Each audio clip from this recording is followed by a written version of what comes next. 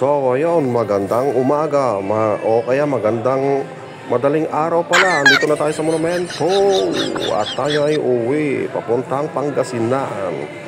Eto't kakana lang tayo dito mga idol. Dire-diretso lang tayo dito. Dito na tayo sa papuntang Balagtas to. Balagtas no? Oo, tama, Balagtas na to.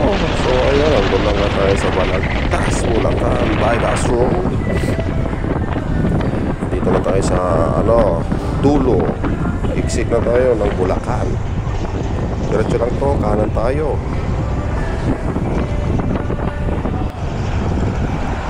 At habang kami nagbibiyahe, isip kaming kumain para magpahinga naman konti mga idol. At andito, hanap muna tayo ng pagkain. At yun, nakahanap nga tayo ng mga pagkain masasarap. At kakain muna kami ni Mrs. So, ayun, let's say mga idol. Ayun, nagpakapusog nga kami dito. At papunta na kami doon sa aming destination.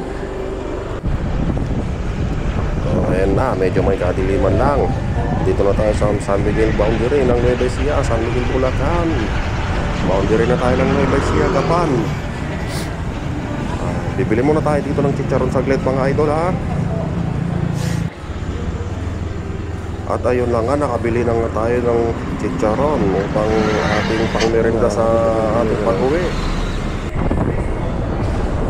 So ayun, nandito na tayo sa shortcut ng Muñoz at Lupao Road, Nueva Ecija. Medyo mahamog, anong oras na? Alas 6. Medyo mahamog lang dito idol. Oh, gandang mga tanawin no. Green na green yung mga tanim nila ng mga palay. Ang sarap magmasdan, bango-bango ng hangin. So andito na tayo sa exit ng Muñoz Lupao Road. Diretso lang tayo dyan idol.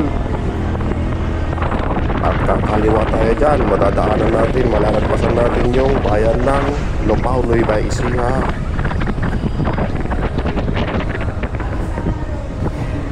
Yan, kaliwa lang tayo dito idol.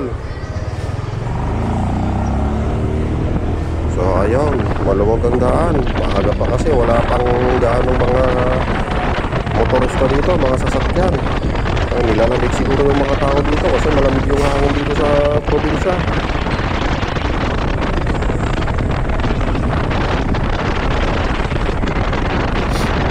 Ayan na nga pala yung nagpasan na natin yung plaza nila. Ang ganda ng plaza nila dito mga idol. Dati dito kami nagbabasketball, dumadayo kami dito pero lagi kami talo. Ay ito na yung bayan nila. Medyo may kaliitan lang itong bayan nila pero maganda itong bayan nila, malinis.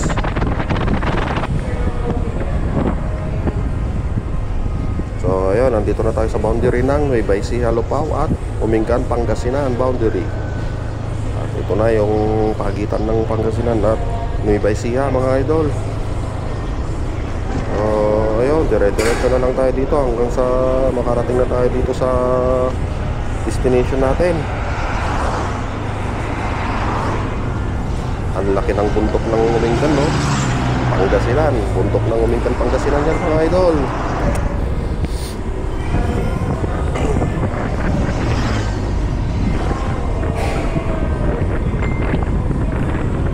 Ang ganda talaga ng daanan nila dito. Napaka-smooth talaga magpatakbo ng mga sasakyan dito.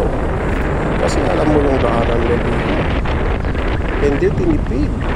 Napakaganda talaga ng kalsada dito sa bayan ng Umingan. Kaya pag nagawi kayo dito, naku, para kayong lumulutang sa hangin. Para kayong lumilipad pag nagpapatakbo ng mga sasakyan ninyo.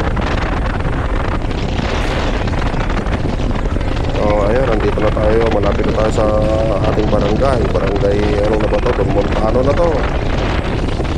Malapit na tayo dun sa ating destination.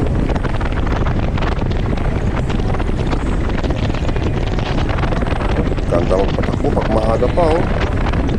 Maluwag ang kalsada at preskong hangin. Hindi masyadong mainit kasi maaga pa. Ganda talaga dito.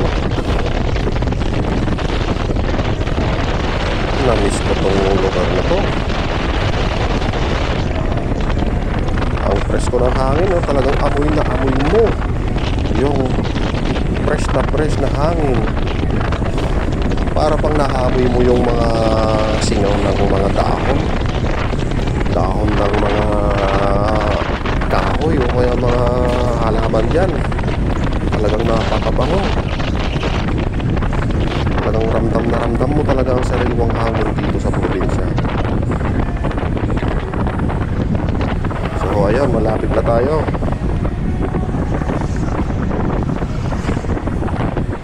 So ayun, maraming salamat mga idol sa pagsabay sa aming biyahe. So